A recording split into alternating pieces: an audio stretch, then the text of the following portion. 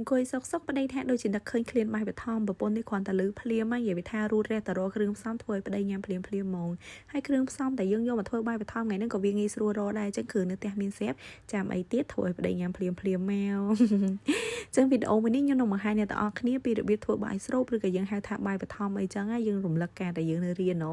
ហើយសម្រាប់គ្រឿងផ្សំវិញក៏ងាយស្រួលរកដែរចឹងឥឡូវនេះមកមើលវីដេអូនេះទាំងអស់គ្នាចង់នឹងថាខ្ញុំធ្វើអីខ្លះដើម្បីទទួលបានជាមួយនឹងបាយបឋមមួយចាននេះចឹងជាដំបូងគឺយើងធ្វើការប្រឡាក់សាច់សម្រាប់សាច់នេះដែរខ្ញុំជ្រើសរើសយកសាច់ស្មាមុខព្រោះតែសាច់ស្មាមុខវាមានជាប់ខ្លាញ់ពេលដែលយើងប្រឡាក់ទៅវាឆ្ងាញ់ហើយជាពិសេសពេលវាមានខ្លាញ់គឺវាធ្វើសាច់យើងរៀងទន់ដែរវាស្រួលយើងញ៉ាំវាអត់ស្វិតដូចសាច់សុទ្ធទេតែបើអ្នកទាំងអស់គ្នាចង់ញ៉ាំសាច់សុទ្ធក៏បានឬក៏ចង់ប្រឡាក់ជាមួយសាច់3ជាន់អីក៏បានដែរយើងផ្លះសាច់របស់យើងជាប្រទេសកុំឲ្យវាស្ដើងពេកឬក៏កុំឲ្យវាក្រាស់ពេកដែរបន្ទាប់ពីយើងផ្លះសាច់អីហើយអស់ហើយអ្នកទាំងអស់គ្នាយកសាច់ហ្នឹងយកវាមកដំណាយើងដំបែបហ្នឹងដើម្បីសាច់របស់យើងហ្នឹងវាទន់ហើយឆាប់ចូលជាតិបានល្អទៀតអញ្ចឹងបើសិនជាអត់មានប្រដាប់ដំទេអ្នកទាំងអស់គ្នាអាចដំជាមួយនឹងក្បិតតាំងតោយើងនេះបានឥឡូវនេះយើងមកប្រឡាក់សាច់របស់យើងចឹងយើងដាក់ជាមួយម្សៅស៊ុបមួយចុងស្លាបព្រ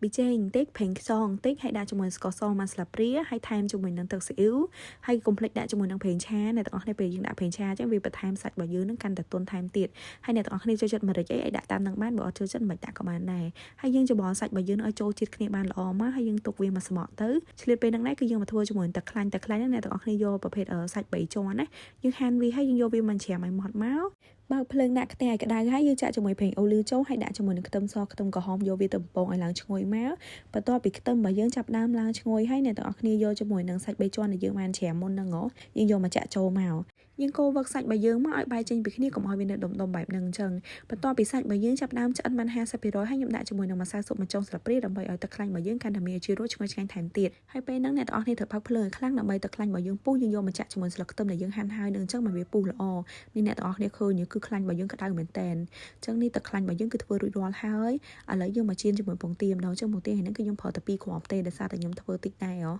ចឹងនេះយើងធ្វើការកូរវឹកហើយអ្នកទាំងអស់គ្នាដាក់ជាមួយនឹងម្សៅស៊ុបមួយចុងស្លាបព្រាផងកន្លែងហ្នឹងខ្ញុំបានថតហើយច្បាស់ជាមួយក្រូចឆ្មាចូលបន្តិចដែរដើម្បីឲ្យសាច់ពងទារបស់យើងនឹងវាពណ៌លឿងល្អពងទាគឺយើងជៀនតែធម្មតាទេដូចតែយើងញ៉ាំបាយនៅផ្ទះហ្នឹងអ្នកទាំងអស់គ្នាគ្មានរូបមន្តអីទេចង់បានគ្រាមប៉ុណ្ណាលេខលោកតាមហ្នឹងទៅឥឡូវនេះបាយរបស់យើងពុះហើយយើងធ្វើការជ្រោយបាយហ្នឹងមកដើម្បីបាយរបស់យើងនឹងដាច់ទឹកបានល្អហើយកុំឲ្យវានៅមានក្តាំងនៅបាតឆ្នាំងទៀតហើយខ្ទះតែខ្លាញ់យើងដដែលហ្នឹងយើងបន្ថែមខ្លាញ់តិចមកយើងយកមកជៀនជាមួយសាច់ដែលយើងបានប្រឡាក់មុនហ្នឹងអញ្ចឹងនេះសាច់របស់យើងចាប់ដើមជៀនមកអ្នកទាំងអស់គ្នាញ៉ាំគ្នាច្រើនប៉ុណ្ណាលេខលោកតាមហ្នឹងទៅខ្ញុំធ្វើតែ2ចានទេអញ្ចឹងខ្ញុំជៀនតែ4ដុំទ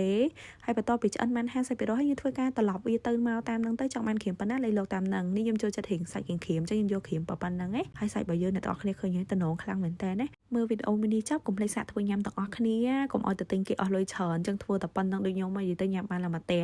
ឥឡូវនេះយើងមកហាន់ជាមួយនឹងពងទាដែលយើងចៀនបានរួចរាល់មុនហ្នឹងហាន់ពងទាហាន់សាច់យើងត្រៀមមកដើម្បីយើងដាក់ជាមួយនឹងបាយស៊ុបរបស់យើងអ្នកទាំងអស់គ្នាឃើញសាច់យើងពេលដាក់ប្រេងឆាចូលពេលដែលយើងប្រឡាក់សាច់គឺសាច់របស់យើងគឺទន់ល្មើយឆ្ងាញ់ហ្មងហើយជាពិសេសគឺយើងយកសាច់ប្រភេទដែលជាប់ខ្លាញ់អញ្ចឹងគឺវារឹតតែទន់ថែមទៀតហើយសាច់របស់យើងអីគឺត្រៀមរួចរាល់ហើយយើងបន្ថែមជាមួយទឹកសក់ដែរកុំឲ្យយើងញ៉ាំទឹកសាច់ពេកទៅវារៀងតលន់អញ្ចឹងទឹកសក់ហ្នឹងអ្នកទាំងអស់គ្នាចូលចិត្តបន្ថែមបន្លែដាក់ទឹកសក់ឬក៏ដាក់ប៉េងប៉ោះអីលេខលោកតាមហ្នឹងឥឡូវយើងដួសបាយរបស់យើងដាក់ចានឡើងមកបាយនេះបាយអង្គស្រូវថ្មីទេនិយាយពីថាក៏អូបឡើងបាហើតែម្ដង